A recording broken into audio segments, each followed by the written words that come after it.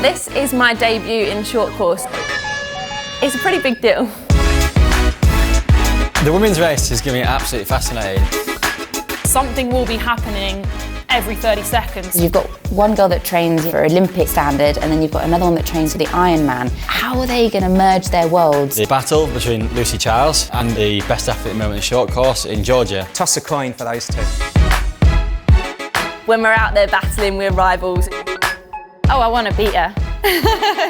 It is the most exciting triathlon racing. Oh man, Brit on Brit. North v South, I love it. I'm willing to go through hell and back to come out on top. I'm excited to get out there and see how I fare against these best ITU girls. Hi, I'm Lucy Charles-Barclay, multiple Ironman champion, 3 times second place at the Ironman World Championships, second fastest time ever over the Ironman World Championship course. This is going to be my first Arena Games. So why am I doing the Arena Games? Well, I've obviously been a long course athlete since I came into triathlon.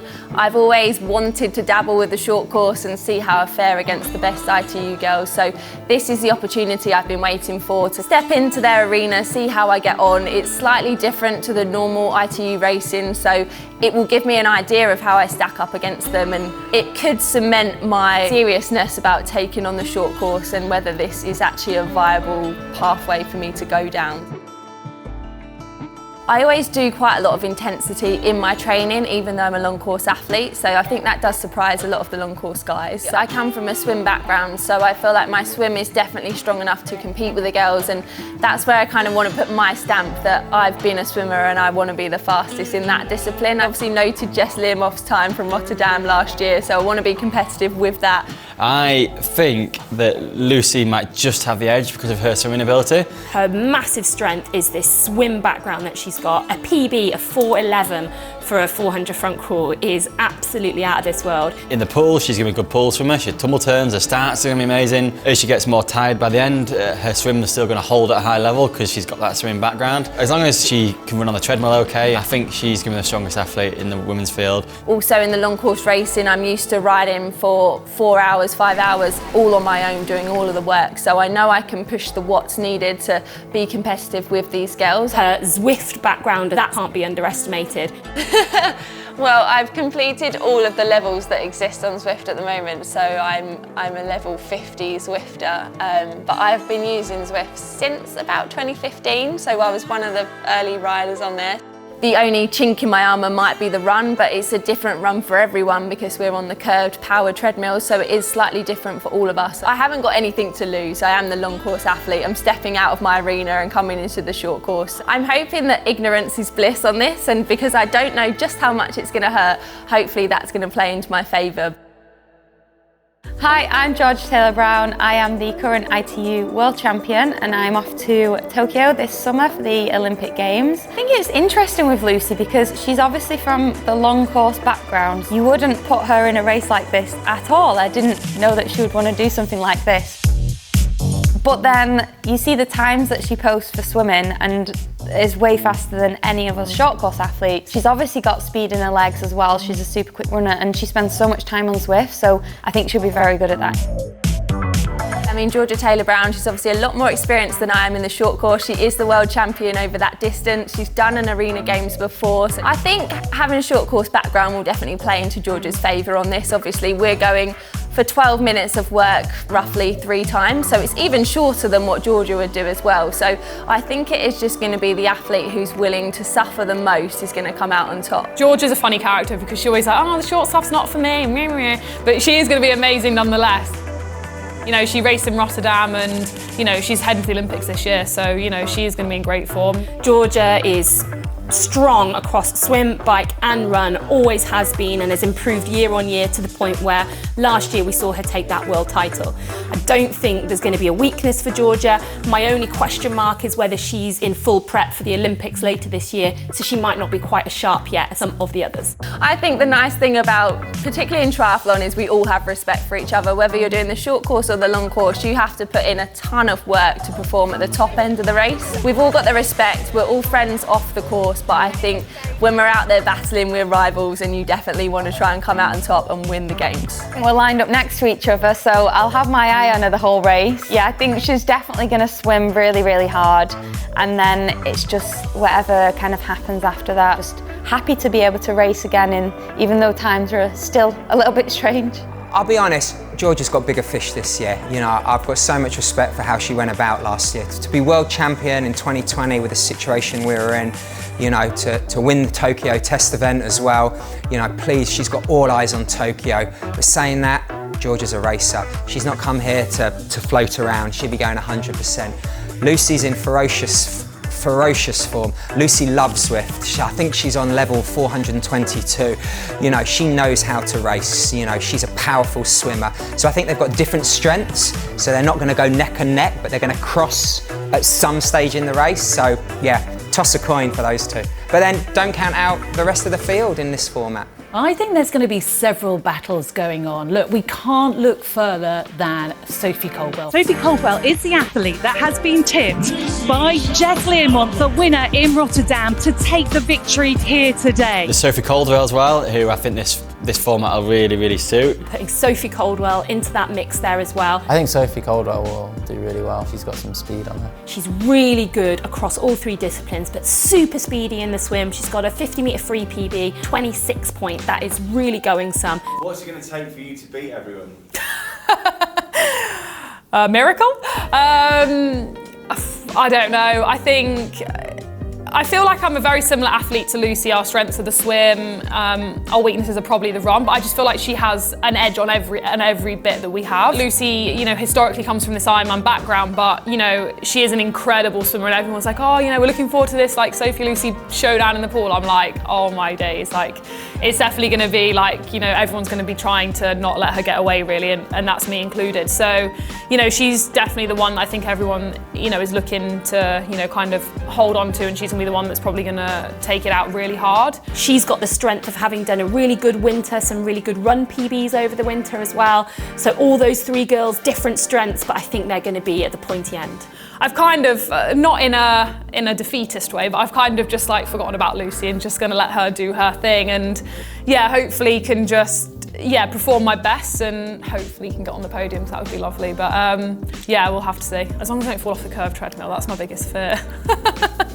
I think the heart rate's going to be going up before we even start. The nerves are going to be kicking in, and everyone is going to be probably just anticipating that gun, because we all will just want to get started. And it's going to be some fast and furious racing. Let's get racing here at the Arena Games.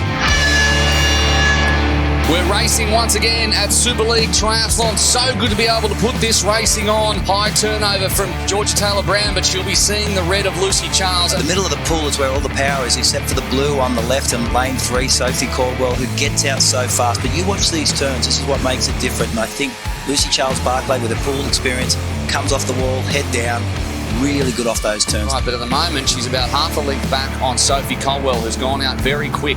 She usually wears the blue in Super League because she's the strongest swimmer that races Super League regularly, and at the moment it's a race in two between the long course queen and the short course swimmer. Out of the water comes Lucy Charles. Everything goes in the box and she gets straight onto the curved runner. Quicker, but Sophie Caldwell was much quicker through transition and has got the lead here. But look at that, Lucy Charles-Barclay moving up on her. That's not Lucy Charles, that's Beth Potter.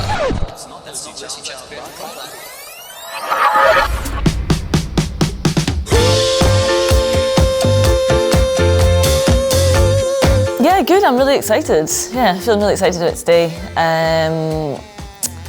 Yeah, it'd be good fun. Nice to get a race and just see where I'm at. Beth Potter's hit the front. Beth Potter. Wow. Once again, it's Beth Potter. So yeah, Beth Potter. I live with Beth. Beth was an Olympic distance runner. She went to the Olympics in Rio, then she wanted to make the conversion to triathlon. Beth Potter's been really on the up, you know. I hadn't really seen her on Zwift, but she took part in the Pro Z Tri Series and she was really dominating, not just on the bike, but on the run as well. You know, this is her, you know, coming from track athletics. She's used to the arena. She's one of the most determined athletes that I know. She is incredible. When she turns up on the track on a cold winter's evening, she gets her session done. I think she's got the talent to be a very, very good triathlete, and it's great to see her improve a lot of the last year as well.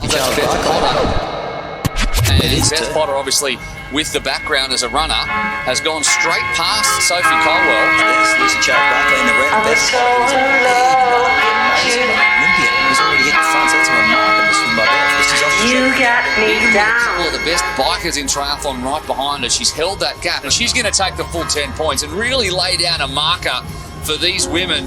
Not heavily tipped beforehand. In fact, only 4% of people tipped Beth Potter to take this one out. And the sprint, you can see the big numbers there. Colwell at 9.4, Barclay at 8, and I think it's going to be just on the line. Sophie Colwell. Before you know it, you're straight back into the racing, and at the front, once again, it's Beth Potter, and this time joined by Lucy Charles-Barclay, who will have seen what happened the last time around and know that she cannot afford to give Beth Potter literally anything at all. We're going to go straight into the bike. This transition will be very important, and Georgia Taylor-Brown leads off the front. She actually is the fastest on the bike in stage 1, but she wasn't in the mix for the win. And this shapes up to be, with full respect to Beth Potter, a swim-off between Lucy Charles and Sophie Colwell. First is Potter, then Colwell, then Charles-Barclay. Colwell is tracking down Potter in the middle of your screen. Lucy Charles absolutely demolished the competition, and she's going to swim to 10 points. Potter is on 18, Colwell 18, Lucy Charles-Barclay 18. That's put Georgia in a very, very difficult position for this last race. She's got to chase the 4th place finish now. All right, we are away in the final stage, bike, swim, run. Ace is going up, and it's led by Charles-Barclay. It's not going to really make any difference who finishes across the line here. You can throw a blanket over the entire field. But Lucy takes it anyway.